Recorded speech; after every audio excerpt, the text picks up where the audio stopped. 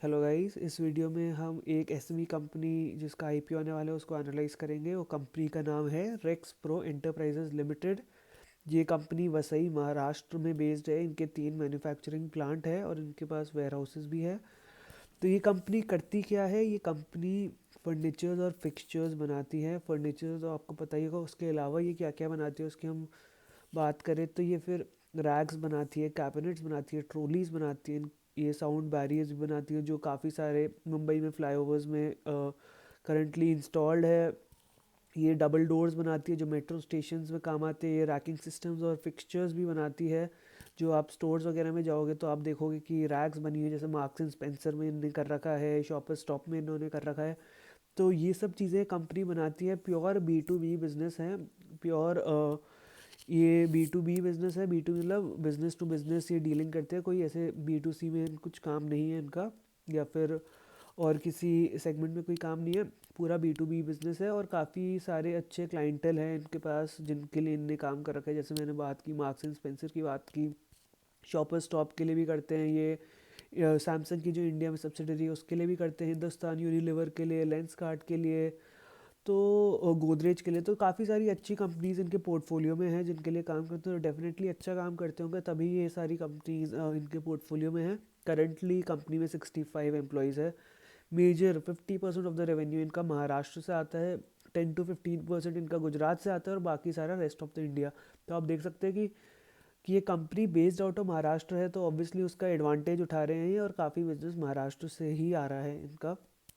ऐसा बहुत कुछ खास नहीं दिखा बिजनेस में, बट ऐसे बहुत सारा कुछ नेगेटिव भी नहीं दिखा। तो प्रमोटर्स, ये टिपिकल फैमिली रन बिजनेस नहीं है। इसमें जो प्रमोटर्स है, these are not family members. 4 promoters है कंपनी के: प्रेमल शाह, रागेश भाटिया, रविशंकर मल्ला एंड मिनेश चौवाटिया। सारे अलग अलग बैकग्राउंड से हैं जो मिलके जिन्होंने ये कंपनी स्टार्ट की है। और इनकी होल्डिंग 99.99%, ऑलमोस्ट 100% है प्री इशू। तो ये इशू जो ला रहे हैं उसमें एक छोटी सी नेगेटिव चीज़ है कि एक छोटा सा कंपोनेंट इशू का इस offer for sale. Offer for sale की हमने पहले ही बात कर रखी है।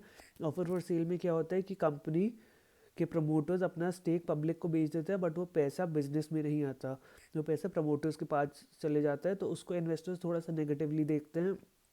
तो इसमें 6.5 सीआर का कंपोनेंट ऑफर फॉर सेल का है out of the total issue, और बाकी सारा फ्रेश इशू है। तो फ्रेश इशू में ये क्या करना चाहते हैं? फ्रेश इशू में इनने 3 ऑब्जेक्टिव्स बोले हैं। एक तो है कि purchase of equipment and renovation of factory. तो ये थोड़ा बहुत और इक्विपमेंट खरीदना चाहते हैं ताकि इनका जो मैन्युफैक्चरिंग प्रोसेस है और स्ट्रीमलाइन हो जाए और थोड़ा बहुत ऑटोमेट हो जाए, थोड़ा और एफिशिएंट हो जाए, which is a good thing. ये अपनी 2 फैक्ट्रीज, 2 यूनिट्स को भी रेनोवेट करना चाहते हैं, जिसके लिए इनको टोटल में 25 CR चाहिए। 17 CR for the purchase and the rest for the renovation of the factory.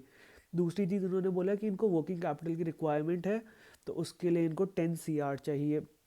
तो इस बिज़नेस में इनको काफ़ी सारी इन्वेंट्री स्टोर अप करके रखनी पड़ती है। जो ऑब्वियसली फर्नीचर का बिज़नेस है, तो जैसे ही कस्टमर आते हैं तो इमीडिएटली कुछ पसंद आ सकता है, कुछ नहीं आ सकता, तो उसके हिसाब से इनको इन्वेंट्री, रॉ मटेरियल, ये सब स्टोर करके रखना पड़ता है और लास्ट मिनट तक वेट नहीं कर सकते। तो ये बहुत ही रीज़न है, सही रीज़न है जो इस कंपनी को चाहिए रहता है। और इनका अगर आप कैश फ्लो भी देखो तो थोड़ा सा वीक लगा मेरे को। जो कैश फ्लो फ्रॉम ऑपरेशंस है उसका कन्वर्जन भी थोड़ा लो लगा।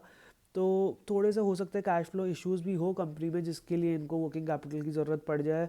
ऑल दो ट्रेड रिसीवेबल डेज इनके अराउंड 60-65 डेज थे और पेबल डेज ज़्यादा थे। तो वो एडवांटेज इनके पास है कि इनको पैसे देने में ज़्यादा टाइम मिलता है इनको, और ये पैसे जल्दी रिसीव कर लेते हैं। तो जब भी ये डिफरेंस रहता है कि रिसीवेबल्स आपके पास जल्दी आ जाए और पेबल्स के लिए आपको ज़्यादा टाइम हो, तो वो एक बेनिफिशियल पॉइंट रहता है बिजनेस के लिए। But obviously inventory holding period थोड़ा लंबा रहता है, क्योंकि इतना फास्ट मूविंग गुड्स नहीं है। फर्नीचर इतना फास्ट मूविंग गुड नहीं है, और बाकी जो चीज़ें बनाते हैं वो भी नहीं है। तो थोड़ा इन्वेंट्री इनको होल्ड अप करके रखनी पड़ती है। उसके अलावा इनने बोला कि इनको एक इनऑर्गेनिक ग्रोथ भी करनी है थ्रू एक्विजिशन, जिसके लिए इन्होंने 3.5 CR मांगे हैं। Obviously 3.5 CR is not a big amount for acquisition. तो उसके अलावा जो भी पैसे की ज़रूरत होगी आई थिंक ये खुद ही मैनेज कर लेंगे, मे बी थ्रू बोरिंग्स और इंटरनल एक्रूवल्स। तो ये चीज़ें, 3 चीज़ें इन्होंने बताई है।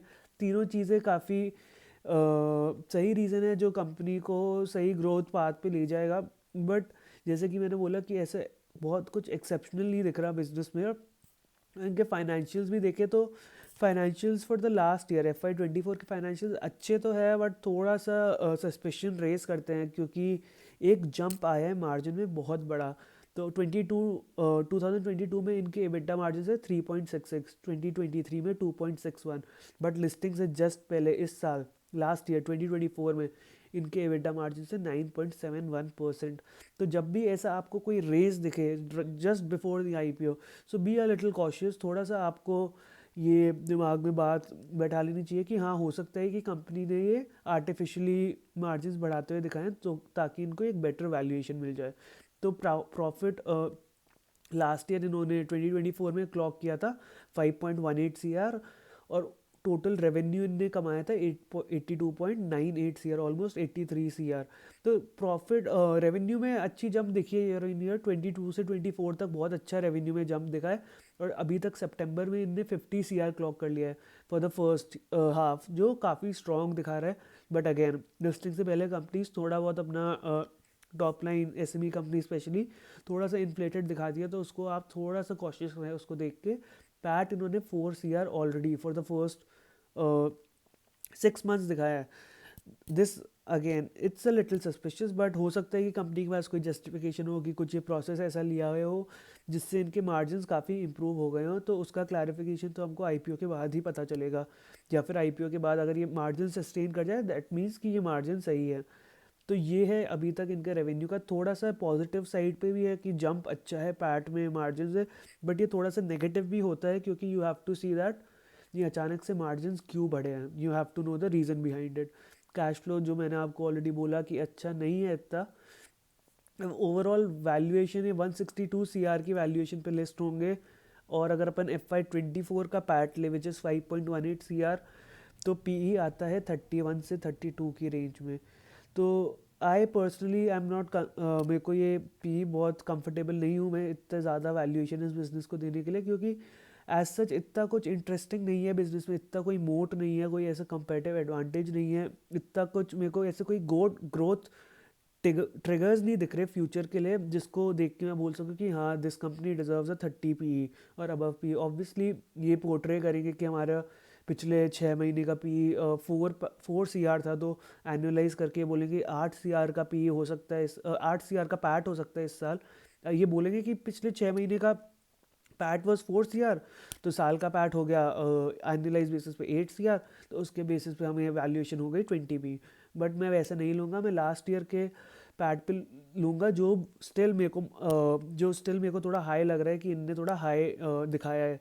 But still 30 PE would still be a very high valuation for this business for now, although I would stay away. But since there is nothing very negative about the business, I'll say that maybe you can apply and track this business, but I for myself would not be investing in this business.